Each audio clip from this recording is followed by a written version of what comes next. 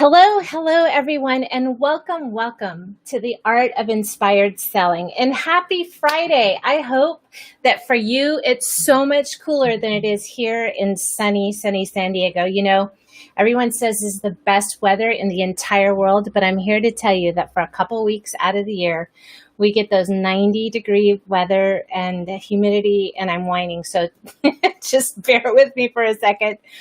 So today we have the pleasure of having my dear guest, Robin Sachs.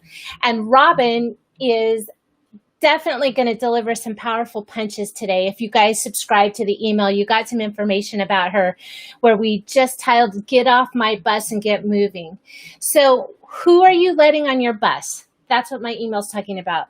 So Robin is a confidence coach. And I'm sure like me, you guys are dealing with growing your businesses. If you're a B2B entrepreneur or a solopreneur, you're growing your business. And every once in a while, you're asked to do something where you have that imposter syndrome kick in, right?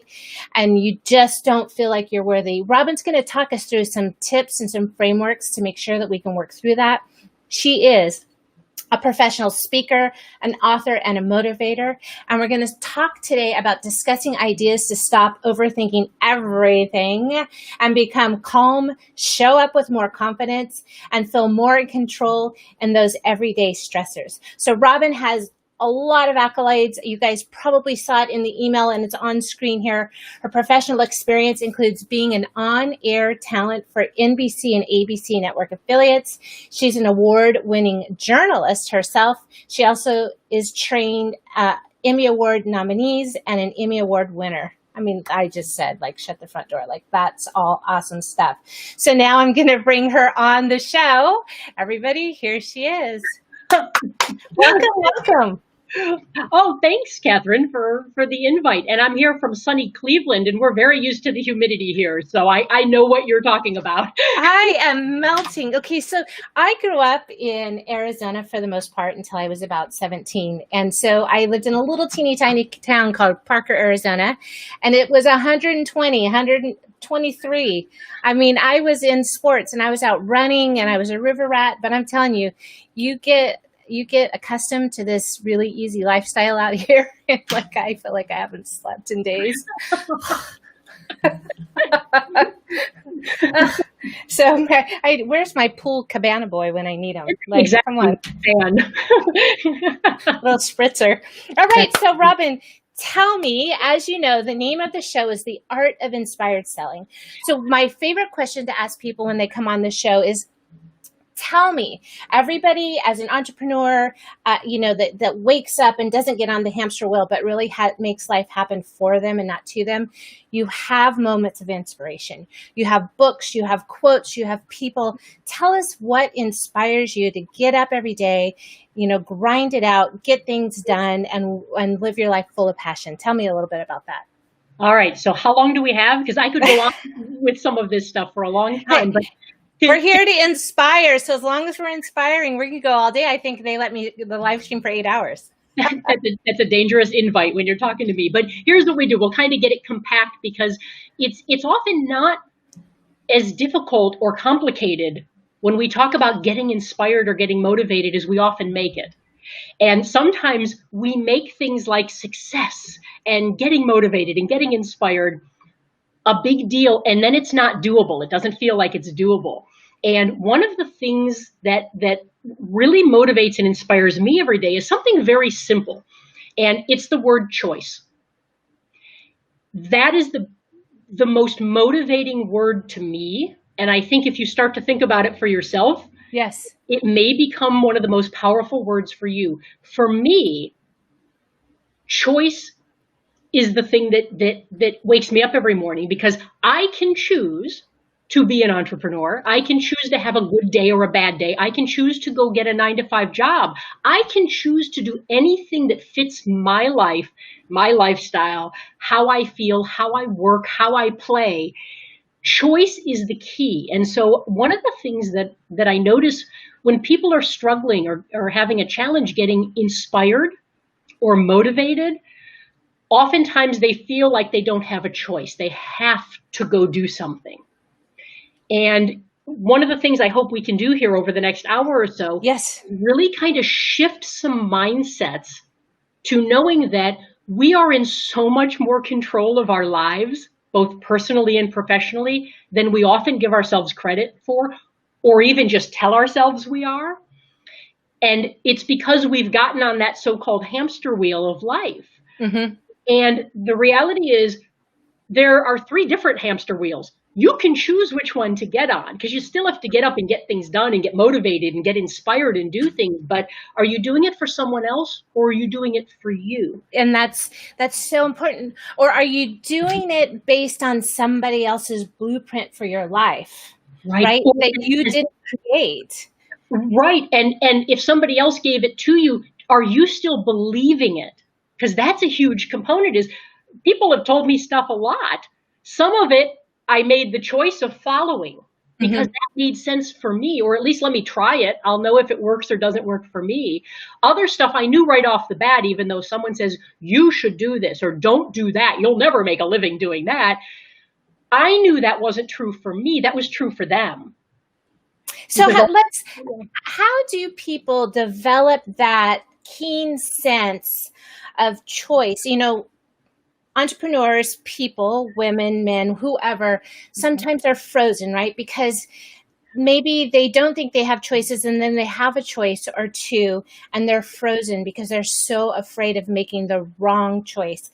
But they stay in the safe zone because it's what they've done day in, day out, and it's safe and it's comfortable, and they may not be growing, but they know that over here that they can't actually touch. That's a scary choice. That's fear. And fear gets in the way of them taking a different choice. Definitely. And fear kills more dreams than anybody, any situation, any monetary situation will. Fear is the killer of inspiration. It's the killer of dreams. It's the killer of motivation and action, because the moment you think to yourself, whether it's real or not, and that's really the key, the moment you think to yourself, oh, I don't know if I can do that, or I can't do that, you've just completely stuck yourself in a corner, and you've lost the potential to even try. And, you know, when you think about it, it's one of the things with fear is, and we're going to talk a little bit about this because as we go through here, we'll talk about, you know, self-talk and those types of things and really what that does for our confidence. Yes. Because confidence determines whether we're going to go forward and try something or we're going to stay back in that safety zone that you're talking about, which, by the way, the comfort zone might be a really comfortable place, but nothing ever happens there. Nothing ever happens in that comfort zone. Everything happens right outside that comfort zone. But one of the things with fear is you need to really sit back and be honest with yourself sometimes. Is the fear that's getting in your way real, or have you literally made it up? And that can be as simple as using the words we use sometimes that are just autopilot habit words. Yes, yes. Hey, you should try this. Oh, I can't do that. Okay, stop.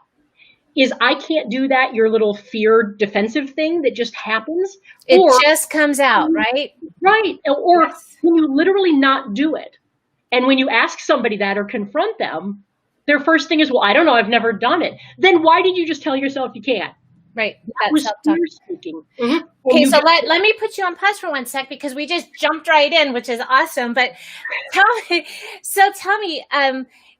me about you more. I read your bio.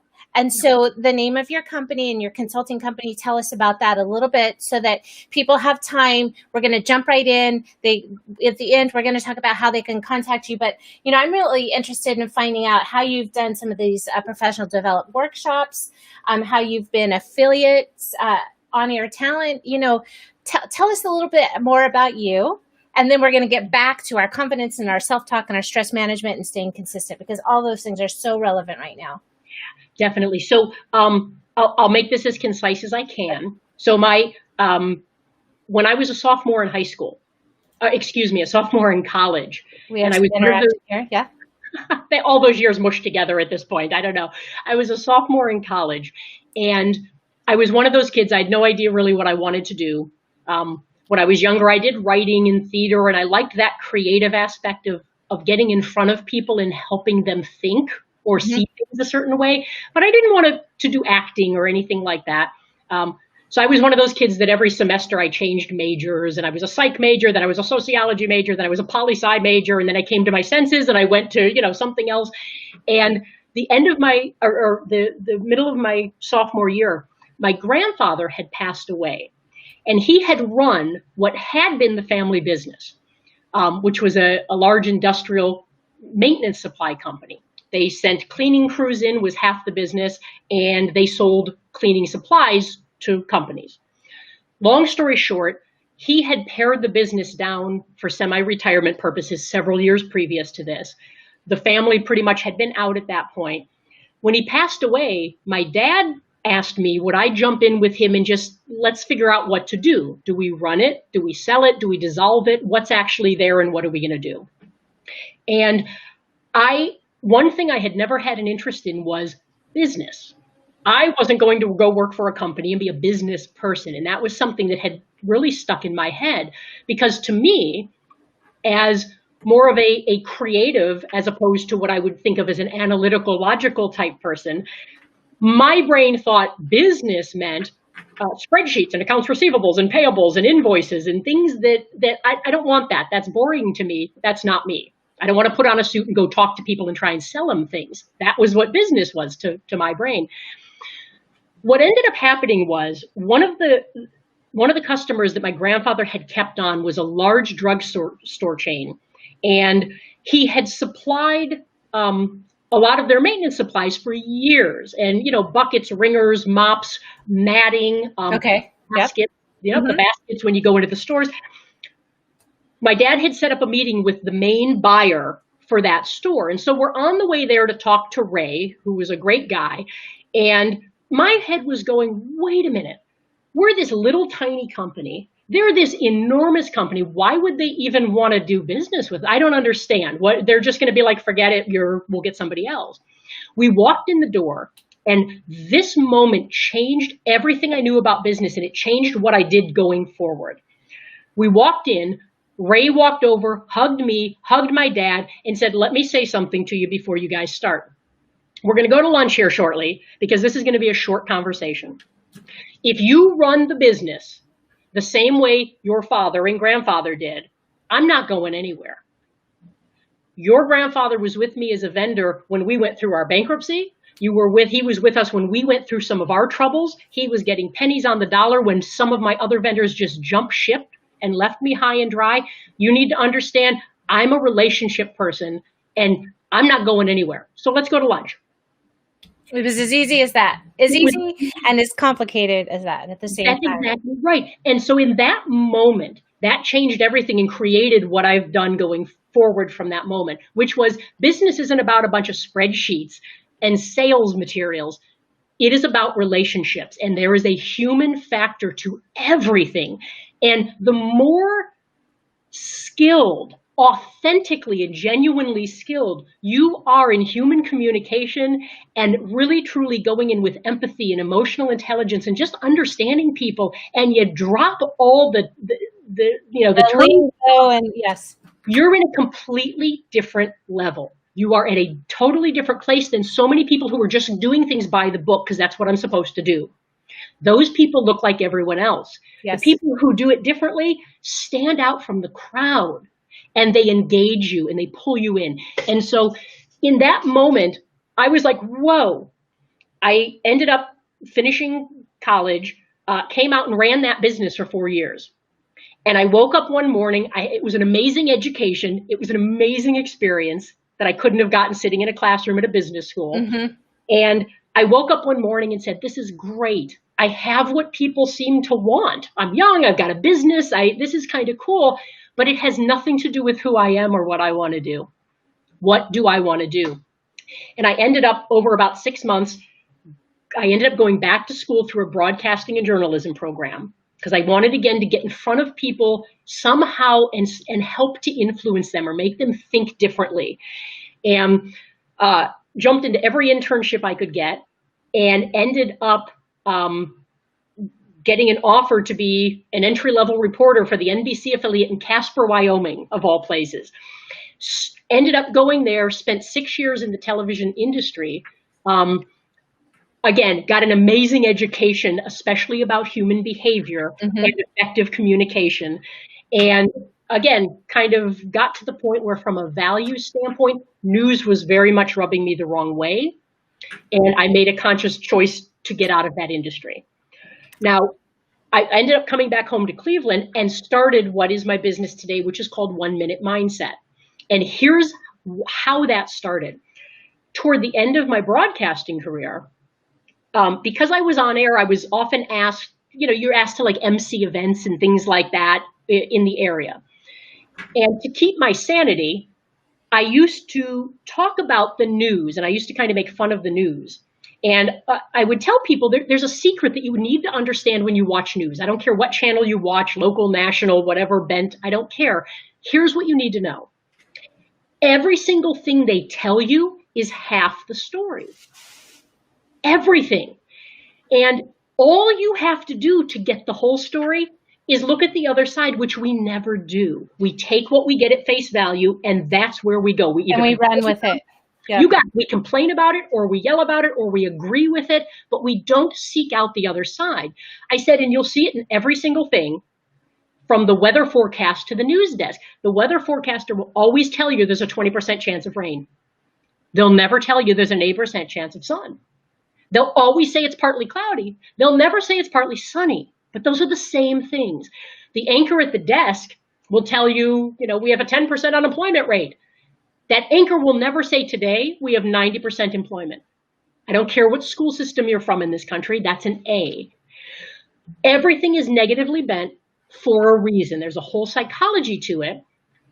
And there's no judgment, just awareness. The more aware you are that there's both sides to things, you can start to shift things in your own life. Because what do we do with our own lives? We constantly look at what's going wrong. And if 10 things went right today, but one thing went wrong, where do we focus? Exactly. On that. We tell everybody about that thing and we push the rest to the side. And so what I found is every time I would do that sort of a talk, I'd have a dozen people come up and go, I never thought about that. That just changed things for me. A little paradigm shift for them. You got it. And it's so simple. It's a tiny shift with huge impacts. And so when I left that industry and came back to Cleveland, I thought, how do I make that a business? How do you do that? Just talk to people and tell them think differently? I don't understand. So I spent a few years, figured out that, and that became 1 Minute Mindset. And the idea behind 1 Minute Mindset is simply within a minute, you can make a shift if you are paying attention and if you're making conscious choices for yourself and seeing the whole picture. Okay. And that can change your trajectory no matter what it is you're doing or thinking. That's super important. And so when you work with your clients, I'm sure you give them some sort of a framework so that they can, whatever they're thinking, they can switch it. I've done things like wearing a rubber band, and when I felt negative self-talk, I snapped it. I'm like, and then said that. I've done extreme things. Maybe I should electrocute myself. But what are some of those shocking things when you work with your clients, do you work on? And now we can get into what we're, some of the structure of what we're going to talk about. So that 1 minute mind shift is what helps people with their confidence, correct? Absolutely. Okay. So let's talk a little bit more about that, about how the mindset shift will help them with their confidence, their imposter syndrome, or whatever it is that they might be working with or dealing with, especially today. How am I going to wake up? How am I going to deal with this? I can't go out. I'm stuck at home. I'm supposed to be selling in the field. People don't have money. People lost their jobs. Woe is me. I can't go have fun. Like how do we regain our self-control, our confidence, and create that positive self-talk? So a couple of very specific things you can do. Anybody can do these things anytime. One thing is, did you notice, Kathryn, what everything you just said had in common? It was all about the current state of now. Okay. And it was stuff you can do or can't do? It's stuff people choose to do, right? It's what they're choosing to focus on. What they're choosing to focus on. So here's something, and again, this is as simple, and I use simple loosely because it's easier said than done, because We're habit machines. Mm-hmm. So we need to be aware we're doing this, catch ourselves, and have something to replace that habit with. That's how we change it. But here's something interesting. Start paying attention and be aware of what you're telling yourself constantly and where that focus is. 99% of the time, where people's default is on what I can't do. I can't do this. I can't do that. I can't do that. We're this. We're that. I can't do this. Like everything is what you don't want. What kind of job would you like to look for? Well, what I don't want is I didn't ask you what you didn't want. I asked you what you wanted. Again, no judgment, just awareness. That media that we're surrounded with 24/7 that's negatively bent has us all in habit patterns of focusing on what I don't want, what's not good, what's not going well. The shift to make is every single time you say something like that, because that's, you know what, that's half the story. You just have to get in the habit of telling yourself the other side. So what if I can't do that? Okay, what if you can? And so are you saying like act as if, to take that as if attitude and own it already until you make it, till you fake it till you make it mentality, or what type of frame shift are you talking about? So I guess we can divide this into two things. One is be honest with yourself. You're only telling yourself half the story. And so again, every single time somebody says, I can't do that, for example, I mean, can't is always an easy one, right? I can't do that. Have you ever done it before? No. Then you just lied to yourself. That's not the truth. That's not real. You just looked at that half. And it could be out of fear. It could be out of whatever. That's okay. No judgment, just awareness. You just told yourself something that was a lie. Because might you be able to do it? Well, possibly. I guess I could try. Then stop lying to yourself. You've got to make sure. So one thing is just be honest with yourself. It's not even about faking it. You're faking it by only giving yourself half the story because it's not the truth. And faking it would be along those same lines, is just assuming that you can't do it, right? Exactly. And of course, the reality is when somebody determines or just autopilots that I can't do it or that can't work for me, do they ever try it?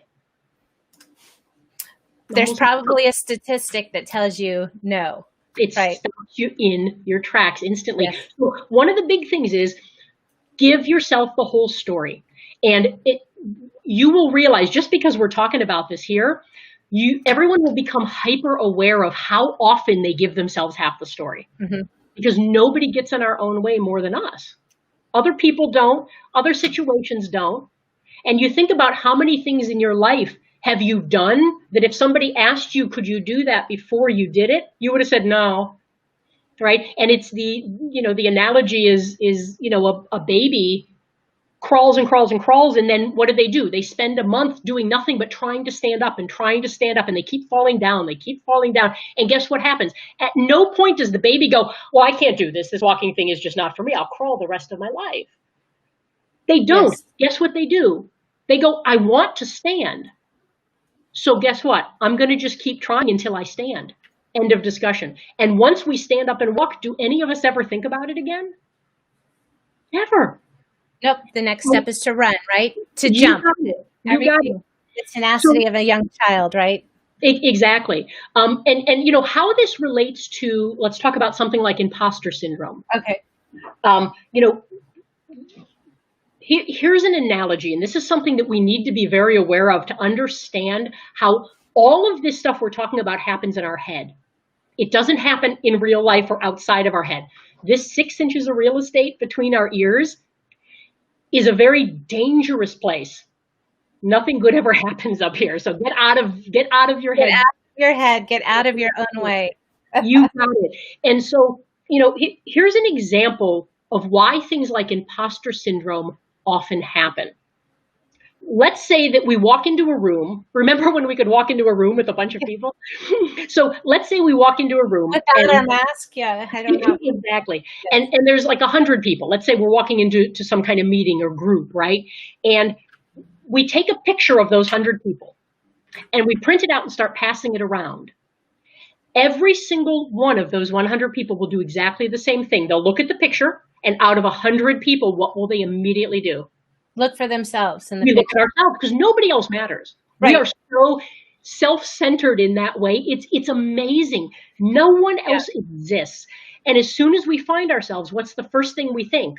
I look like shit. Oh, I can't I say that. do. Oh, we can say that. That's all right. I look horrific. What's with my hair? Why did I wear Oh, that yeah, look shirt? at my Oh my hair. Look goodness. at my teeth. Look at my double chin. Oh my gosh, that dress looks horrible. My You stomach got shows. So, we will instantly find half a dozen things we cannot stand about ourselves. That's the first place everyone goes. That's the self-talk. That's the bullying that we do in our own head. And then we look around and whatever, and then we pass it on because we don't even care what everyone else looks like. It's all about us. And if every person looks, they will do the exact same thing. Now, again, it's not that we're a bunch of egomaniacs. The reason we do that is because we want to show up in such a way that we seem credible and knowledgeable and like the person we want to try and be or think other people Yes. want us to be. Yes. It's for reasons because we care and we want to try and do that. The problem with that is if you pass the same picture around and you look at everyone else, what will you say about everyone else? Well, it depends on your ego, right? It depends. Well, that's a good point. Let's put a footnote on that one. But I would try to find something kind to say about everybody else or something, right? Exactly. And so oftentimes we'll look at everyone else and we'll actually truly believe, oh my goodness, that's a great picture of you. Or they'll look at our picture and go, that's a great picture of you. We don't believe them. And that's when we start pushing things off. Oh, no, it's not. I look horrible. We can't even accept that somebody says, no, that's what you look like. And you look really nice. So where imposter syndrome comes into play is this idea that we are so focused on us and we get into our head and the immediate self-talk is, you're not good enough. What are you missing? What's wrong? What's wrong? What's wrong? Never what can you do or what's right. And when you put those two things together, all the focus is on me, self-focus, and negative self-talk, bullying myself. When you have those two things together, you will inevitably walk into imposter syndrome often. Okay, so now we've identified it, Yep. right? So give us the little mindset self-talk tool to switch it around so that when we look at our picture, so maybe you're going to say, even if I want to say my double chin is there, my hair looks like crap, my eyelashes or whatever, I need to find at least one good positive thing to say about myself in the photo. Or what would we do? What would the blueprint be to switch that mindset? So there's two schools of thought on this. Okay. So one person might take one, the other might take the other tool, so to speak. One is what you just talked about, Kathryn, is one option. The problem most people have with that option is it's not genuine or authentic. They're faking, finding something that, fine, my eyebrows look fine. That dress was great. It was expensive, at least. Exactly. And you know what? It's not credible. It's not trustworthy. You don't know, like, and trust that comment, do you? You're making it up. So for some people, truly finding something positive can help them because it'll help them at least initially get out of only seeing the negative. Mm-hmm. The key is you need to authentically find something that's okay, or you're not going to believe it. And so more neutral, something neutral that you wouldn't necessarily say is bad. Right. Or the other tactic is, and this is my favorite because I'm a big fan of, who cares? In the grand scheme of life, nobody but you is looking at you in that picture and going, oh, look at your chin. They're also focused on them and what everyone's thinking of them. And that's the whole idea is when we walk into a room, we're thinking, what is everyone going to think of me? And the reality is, if you truly think about it, nobody's thinking about you at all. They don't even know you walked into the room. They're too busy in their own head wondering what everyone's thinking about them. And so when you start to understand that that is absolute human behavior and everyone is doing that, the beauty of that is you can step back and go, I just walked into this room and nobody cares. Nobody even saw me. Nobody cares what my dress looks like. Nobody cares because they're all in their heads wondering what I'm thinking of them. That's empowering. And that can do that. You know, you talk about self-confidence. And what we're doing with all of this is simply getting the focus off of yourself. It's not all about us. And when we have that self-focus and our self-talk is focused on us and what do we look like? What do we sound like? What are we doing here? Do I know stuff? You know what? If somebody asked you to walk into a meeting and talk about something, you can sit there and choose to go, but do I really know a lot about that? Or you can choose to go, somebody else wouldn't waste their entire team's time by asking me to come in and talk to them if they didn't already know or feel that I knew something that someone in the room doesn't and they want me to help explain it. The thing is, I don't have to know much. If I know one more thing than the people I'm talking to, am I not of value and I can help them? But again, it's a choice. Which way are you choosing to think? And so that shift really completely does a 180 for your confidence. Because the reality is, who cares? Nobody cares what I look like, what I'm talking about in that moment, or if I tripped over a word or forgot what I was going to say. Nobody cares. They're all there with empathy because they've done that a million times. And they're thinking, I'm glad that wasn't me, because they're totally focused on them. Right.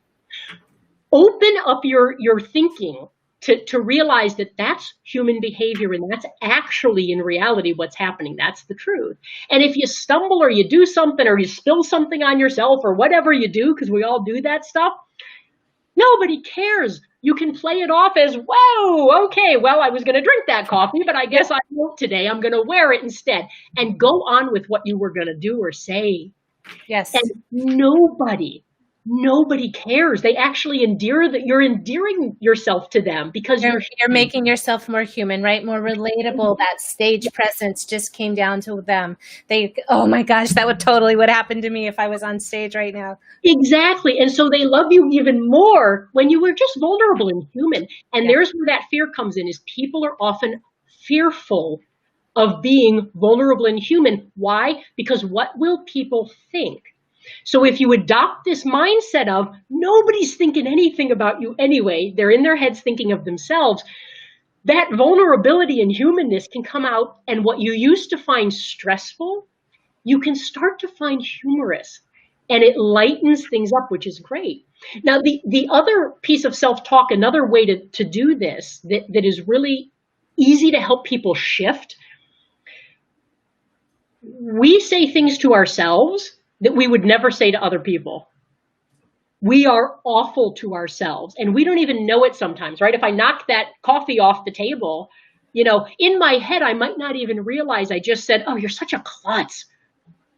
We say things to ourselves so subconsciously, and we believe them because we say them a lot. They become fact in our head, whether they're true or not.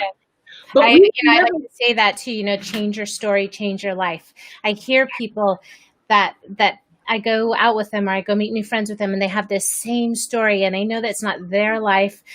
I'm not here to change their life, but I want to just stop them for a second and say, listen, change your story. People don't need to hear that. That happened 20 years ago. Yesterday you were the star. Let's start with the star story, not the crap story, right? Exactly. And people get stuck in that. It's true. And I'm going to go back to that word choice. Yes. Choice. And I love how you just put it, Kathryn, is it's a story. And you're hitting rewind and play, rewind and play, rewind and play instead of stop. And that's the whole idea there is, it's you're the writer of your thoughts. You're the author. All of that self-talk is you. So you need to be a better storyteller. If you're going to tell yourself lies, why not lie to yourself in a way it serves you? I mean, really, let's talk about that. If you're going to tell yourself... Yeah, we're not telling you guys to become narcissists. Correct. No. Correct. But become more of your own advocate than your own bully. Yes. And that's the thing, is if that voice is bullying you, it's never going to serve you, and it's going to take your confidence, your self-esteem. It's going to pop everything down. The moment you let that voice become an advocate for you, or at least support you a little better, not a big deal. Everyone knocks stuff over. Move on. That's the voice you want to get to. And one of the ways you do that is, again, we would never say something to somebody else. If someone else knocked the thing off the table, we wouldn't say, oh, you're such a klutz. We would go, oh my goodness, are you okay? Oh, here, not a problem. Do you need more water? Let's grab some more water. And we'd move on past it. And by the time we walk out of the room, we didn't remember you knocked your water over, but you might walk out and that's all you're thinking of. They think I'm horrible because I knocked my water. The things we choose to hold on to and just carry with us is a choice. And so one of the tools to really make that shift is in your head, when you are hearing that negative voice or that bully voice, I call it, I want you to give that voice a name, a different name other than your ego name. Huh? You got it. So whatever, we'll call it Bob, right? Call it whatever you want, him or her. When that voice comes in, by giving it a name, you do two things very quickly. One, you hear that now as Bob. So Bob might say, you are such a klutz. You've separated yourself from that voice. And now you can choose to go, Bob, I'm not a klutz. I knocked over the water. It happens to everybody. Moving on. Or Bob, we can talk about this later. I don't agree with you. And you can refocus. You've started to separate your voice from that voice. The other thing that helps you do is when you separate that voice from your own, it starts to make you stand up for yourself, which is something that most people don't do on autopilot in their head. They just tell themselves what's wrong, but they never counter it and go, you know what? It happened once. It's not that big a deal. Or, no, I disagree with what you just said. I am not like that always. And so we're not used to standing up for ourselves in our heads, which is where it becomes easier to fall into an imposter syndrome feeling, or to feel like we're lacking self-confidence, or maybe we're not worthy of this conversation. And the reality is you need to honestly believe you are worthy enough. You don't have to feel like you're the greatest thing in the world. You need to make sure you understand and remind yourself you're worthy enough. You wouldn't be sitting at the table if other people in that room didn't think you were worthy enough. You wouldn't have been asked to talk in a business meeting unless somebody else knew you were worthy and had some information they didn't have. Nobody's going to waste their time with you if you truly have no value to them. When someone brings you into a mix, personally or professionally, they ask your opinion of something, anything, they're telling you what they value in you. Mm-hmm. And so there are things about every single person that other people already value about them. The problem is, or where we get into danger is, we don't value those things about ourselves. Exactly. And that's the main shift. And so whether it's changing that voice in your head, whether it's seeing both of the sides, whether it's naming that voice and talking to yourself as you would a friend, those are three different ways you can start to flip that switch, so to speak. One will crush your confidence. One will build it up very, very quickly. And then whatever you choose to do with that, the key then is consistency. You've got to make that your habit. Because if you don't, you're going to start hitting rewind and play again. And there's nothing back there that you need. And so how long do you think it would take someone to make that gradual shift over to confidence and to live with the open chest and the openness, the lightness, the airiness, to just have a skip in their step, to feel and to walk in and lean in to their true self? So I'm glad you just asked that question, because here's something I feel very strongly about. Some people, and it makes sense why, get very hung up on that idea of, 21 days, 28 days to change a habit. There's 90 days to do this. I didn't do it yet. I've got 3 days left. So here's what I want to invite and encourage everyone to shift with, thinking about how long does it take me to get there? When you get there, you'll be there, right? I have arrived. Nothing matters, because the time is going to pass anyway. If it takes you 2 months to get somewhere, or it takes you a year to get somewhere, who cares? 1 year from now, you could be exactly where you want to be with something if you simply start and don't stop. Just do it consistently. When you get there, you'll get there. Right? That's the part of our brain when we think about, I'm not there yet, I'm not there yet. That's the little 5-year-old child in our brain going, are we there yet? Are we there yet? Are we there yet? Are we there yet? And that goes back to our self-talk, right? Oh, That's I'm exactly working right. on it. I've been working on it. I've been working on it. Well, guess what? Life is like that. You're going to just have a little bit of work for the rest of your life. Right. And you know what? The thing is, all of the things we currently do or don't do, we do or don't do because we've created habits. That's all. And the reality is, if there's a habit that you don't like, or there's a habit that's not serving you, or a habit that's even hurting you, and you make a conscious choice that I don't want to do this anymore, I want to do something different. Here's really the process. One, you've got to become aware of it. Without Mhm. awareness, you can change nothing.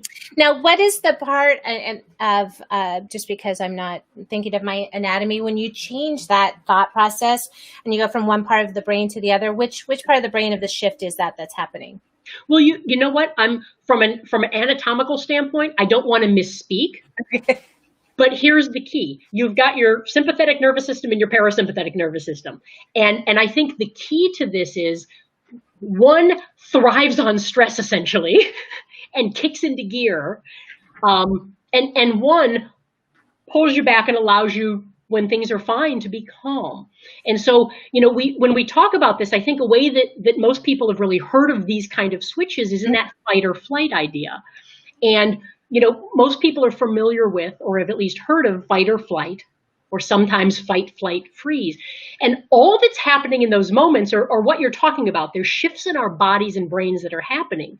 And our bodies and brains are just machines. They're machines like any other machine in the world. What gets put in determines what's coming out. And so, if you think about fight or flight, it hasn't changed since caveman days, right? We haven't evolved in that way since caveman days. Now, back then, a big animal walks by your cave, looks at you, you look at it, and your brain kicks into fight or flight because you either need to get ready to run or you need to get ready to fight. And your body and brain have to instantly prepare you to do that. And so what your brain does is it goes, ah, and it starts kicking adrenaline into your body. It starts kicking cortisol into your body, all those wonderful stress chemicals and hormones. Right. Your breathing gets high and shallow, right? Because it's not time to take yogic belly breaths right now. This is where we got a problem. All of the blood rushes out of your core to your extremities because you've got to fight or run. And what happens in those moments is, the idea is it saves your life. Because back then that response, which every human being has, saved your life. Today, we don't have large animals walking by our caves that we have to be wary of. Sometimes in the boardroom, it feels like there's a tiger on the other end of the table. But today, our body and brain don't know a difference between a threat to our safety and a threat to our self-esteem. And so what happens is, with all this stuff we're talking about, whether it's somebody else saying something to us or about us, or ourselves saying something to ourselves or about ourselves, the moment there's a knock to our self-esteem, our brain goes, there's a problem, and starts kicking you into fight or flight. Now, if you don't do anything to change that, all of that stuff goes through your body and it can take hours to get out. And those are those days where, you do something happens in the morning and 4 hours later, it's one of those days, but we don't realize we created that, not because of what just happened to us, but because of how we chose to respond. Yes. And again, that puts us back in control, because a simple analogy with this is, let's say we're driving on the street or on the highway and we're going at a pretty high rate of speed and somebody cuts us off and we have to slam on our brakes. At that moment in time, there are only two responses. There are no more. Response number one, we slam on our brakes, and what do? You run further, and we start yelling and screaming, and we start getting in, and boom, and we kick ourselves into fight or flight. And sometimes we get so enraged in that moment, we have to, if anybody else does this, you have to pull up next to the person to just look at them. Right. Right. Right? Why do we do the evil eye? Yes. And then we get mad because they're not looking at us because we were in a blind spot. We make everything in our heads like this malicious attack against us. And the reality is, you were in a blind spot and nothing happened. Why are you making a huge deal? Because the second response could have been, I hit my brakes and went, glad I was paying attention, and I can move on with my day. Now, when you do the first thing instead of the second thing, because that's a choice, if you stop and think about it, the person who cut you off did not create your stress. Who created your stress? I did, by how I chose to respond to it. Yes, the reaction that we chose, the trigger, whatever it was. Yes. Yeah, and we have dozens of those moments a day, some smaller than that, some bigger than that. But if you're not paying attention and choosing to be in the moment, you are not even aware how often you are creating your own stress by how you're choosing to respond. And a quick tool for that, that's so simple, it's almost silly. It sounds silly almost because it's so ridiculously simple. When somebody else is stressing out, what do we tell them to do? Chill. Yeah. Take a breath. Take a couple of breaths. Okay, now tell me what's going on. But we never give that advice to ourselves. And so getting in a habit of, before you choose to react or respond, sit back for a moment, take one breath, and then open your mouth and let whatever come out, come out. Because the difference between reacting and responding is one breath. That's it. It's not a whole bunch of stress management gurus and things you have to do and learn. Start with a breath. Stop, breathe, and then proceed. And respond versus react. You got it. If that is the one thing you do, it will change every interaction you have, and it will bring your stress levels down instantly, and it'll kick your confidence up because you're more in control of what's happening. All good tips. Wonderful. Well, so we've talked about confidence. We talked about self-talk. Now we're talking a little bit of stress management. Let's wrap it up with the consistency piece. So how do we stay mindful of all of these tools or different new habits? How do we stay consistent with them? So one of the biggest things to remember, nothing will ever change without consistency. The only way to build habits, the only way to do new things is to learn. And by learning, you got to do them over and over and over until you never have to think about doing them again. It is your new habit or your new autopilot. When we talk about consistency, again, different types of personalities respond better to different types of, I'll call it tracking, because consistency is really about tracking. Every day I'm going to do this without fail. And no matter how you feel, whether you're feeling motivated or not that day, feeling doesn't matter when it comes to consistency, only action. And so, for some people, putting it on their calendar, right, or having it on their phone is at 2:00 every day, this notification pops up to remind me do it, and I have to stop and check it off. Or when I get home at the end of a day, or before I go to sleep, you've got to create something you do regardless of how you feel. It's got to get checked off the list for the day. What I do, because I'm not a big fan of your traditional to-do lists. The main reason is because they never end. To-do lists for me just continue opening things up, because even if you check things off, you're adding things. So they never end. So there's never a feeling of accomplishment.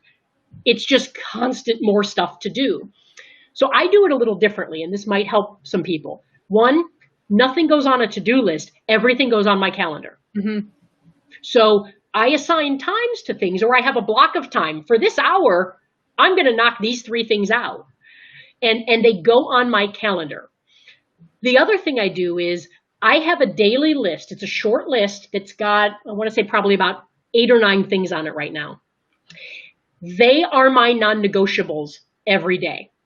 And they're little things. There's a couple things that take some more time, but most of them are things in 5 minutes I can check off that list. There are some personal things, for example, meditate and exercise and read, things like that. I decided this year during COVID, I'm going to learn French. So I'm on the Duolingo app. So every day I have to mark off Duolingo. I'm on day 100 and whatever in a row, because even if I hop on for 2 minutes, I make myself go. If I forget to exercise or just the day gets away from me, before I go upstairs to start getting ready for bed, I get on the living room floor and I do a 1-minute plank. and I mark exercise off. If I didn't meditate for 5 or 10 minutes that day, which would be awesome, I make myself put my headphones on and do a 90-second meditation. The key is I have to check those things off, whether I did them for an hour or I did them for 2 minutes. Mm-hmm. Because if I don't do those things and I go, I'll do it tomorrow, I've accomplished nothing. Yes. If I do a 1-minute plank for 30 days and I don't do any other exercise, I have actually created an amazing core in 1 minute a day. I don't have to go to the gym for an hour. I don't have to take full classes. I can if I have time and want to, but I don't have to put myself in a position where I set myself up for failure from a time standpoint. Well, let's say that again, because that's what people do, right? When they want to take on a new habit or they want to do something new, sometimes they over budget themselves and they set themselves up for failure. And, I'm exactly like you. I time block. My morning starts 6 a.m. I write little notes to myself and it says, get up and get happy. Next thing, journal. Next, my bed is made every day. As soon as my feet hit the ground or after I've meditated, I make my bed because I want to start the day out winning. I controlled that situation. I controlled how it happened. It's something I can control. It's something I can do. And, our meditation and our journaling or whatever, maybe it doesn't happen consistently every day, but I know that it's taking mind space. It's taking mind space for me to do every single day of my life. Yeah. And it's keeping, to that point, Kathryn, it's keeping you aware. And if you are not aware and it's not front of mind or top of mind, it's going to get lost in all the other noise in your head and in your life. Because we all have noise in our life and in our heads. Yes. The key is find the melodies that aren't the noise. Because if you don't find the melodies, everything is noise. And it's easy to stand out if you choose to make those things to stand out. And, you mentioned journaling. One of the things on my daily list is writing, because I write and publish. I do my blog. I do articles and things like that regularly. Every day I have to check writing off. It doesn't mean every day I write a blog post or every day I write an article or a chapter for a book. What it means is if I haven't written and the day is starting to get toward the end, I make myself sit down with a pen and a piece of paper and I have to write 2 or 3 sentences. Because guess what happens? More often than not, you write a paragraph. You got it. And that just triggered something that tomorrow becomes a really cool article or next month becomes something that's part of something. Yes. And that's that whole idea of give yourself a chance for positive outcomes. If you don't take those little tiny consistent actions, and you don't have to take big actions, little tiny things done consistently will have a huge impact. Make yourself do those little things. Making your bed. Some people would say, what a silly thing. To your point, no. I get up and put my brain in immediate, I can do something. Let me do it. It's done in 10 seconds. I've already woken up winning. Yes. Like you said. Right. Absolutely. So look for those little tiny wins. Don't just celebrate or think you need to get to big wins. Every day you have dozens of little wins. You have got to celebrate them. Yes. And I have little dances that I do that help. Especially if I've, silly things, but they're little habits that I have. I find a penny, I pick it up and I have to do a money dance. It's showing gratitude for something. So not taking things for granted. And, one of the things that I don't like to hear from people is I don't have time for that, or I can't do that, and I don't know if it's how my mom raised me or, as far as she was concerned, or as far as I knew when I was young, I could have been a gold Olympic medalist if I wanted to, right? I was handed this platter of you can be anything you want. You can do anything you want. I'm here to support you. And it starts like that with life, right? With children and having supportive parents and supportive friends and living with people with positivity that lift you up and tell you, you can do it. You know the answer. Don't tell me you can't do it. You already know you can do it. So just do it. Just make it happen. And along with that, Kathryn, is virtually 100% of the time, and this is something important to know when it comes to confidence and self-worth, I would say 100% of the time, when somebody tells you you can't do that, do you know what they're actually saying? That they can't. They're afraid themselves to do it. Yes. You will never be criticized by someone doing more than you. You will only be criticized by someone doing less. Yes. You need to know that. If that needs to become your mantra, that is the one thing you need to know in life. That and take a breath. If you get those two things down, We've you won. are so far ahead of everyone. Yes. It is simpler than we make it. And can I run through the get off my bus analogy real quick, just because you Yes. brought it? We're wrapping up. We've got about 5 minutes left. So let's hear that. Okay. Let's hear the get off So, the bus analogy. because it does go along with something you just said, which is the Okay. people you choose to surround yourself with. Here's the analogy of get off my bus. Each of us is born and we're a bus driver. And we drive our bus through our lives. And as we drive our bus through our lives, people are constantly getting on and constantly getting off of our bus. And some of those people come on for a moment and they step off and we never see them again. Some people come on for a lifetime. Some people are there, but they move to the front or the back, depending on where I am in my life, where they are, and those types of things. But they're there. Some people go off and then come back on again. But here's the thing to know. Anytime you feel stuck, whatever that means to you, mentally, physically, emotionally, motivationally, asking yourself and answering 5 quick questions about your bus will help to get you some clarity. And the moment you have clarity, you can take action. And when you have clarity and action, you're going to get results. That's the formula. So 5 questions. 1, who is driving your bus? Maybe I'll make some notes here for everyone. Okay. Sure. Who is driving your bus? Are you still sitting in your own driver's seat, or did you get up and leave and somebody else sat down? Or did someone come on and throw you out of the seat and sit down themselves? Yeah. Who is driving your bus? Second question, if you look at any city bus, what's across the top? The destination. Where are you going? What are you trying to do? And so the second question is, where are you going? If you don't have a destination, and that doesn't need to mean my life's goal or my goal in 40 years, it could be your goal today or tomorrow or next month or for this year or for the meeting at 3:00. What are you trying to do? You have got to get clarity on where you're going, because if you don't, what most people do is, if I don't know where I'm going, inevitably I'm going to get to those stop signs in life. And if I don't know where I'm headed and just go in that direction, I'm going to get stuck, because now I can go, well, should I turn right or turn left? Should I go backwards? Actually, should I go forward? I don't know. I'll just sit here and wait for someone to tell me what to do. Yes. You've got to know where you're going. It will motivate you and move you quickly. The third question has you turn around and look at your passengers. And the third question is, who needs to get off your bus? And of course, the moment I asked that, I guarantee every single person had somebody come to their mind. We know those people in our lives, and it's not that that's an awful thing. Some of these people are relatives and friends, but we know what that means, right? And if you don't know, when your phone rings and you see a name and you go, can't do that right now, that's one of those people. That's okay. Maybe you could just strap them to the roof. They don't necessarily, if you can't let them go, just strap them to the roof. I got to tell you, when I do get off my bus workshops and I pass a piece of paper out that's just a blank bus, and through the workshop, I have people draw people, and they actually fill out their bus so they can visually see it. And then at the end, they rip it all up and throw it out so nobody else has to ever see it. But it's this cathartic thing. People have put people under the bus and like on the back of the bus. Under the tire. Oh my goodness, there's some interesting things. So that's not far off. And keep in mind, you can't throw mom off the bus, so to speak.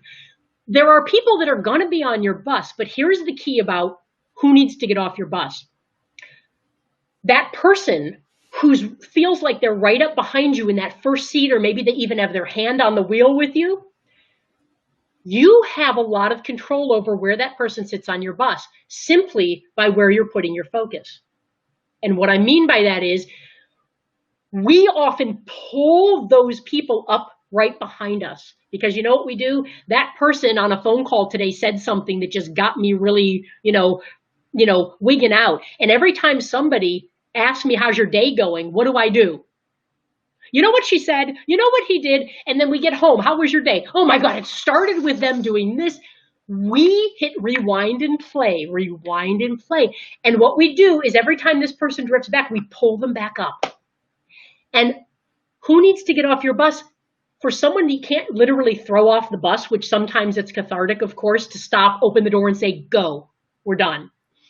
But when you can't do that, simply refocusing off of them onto something else makes them naturally drift back a little bit.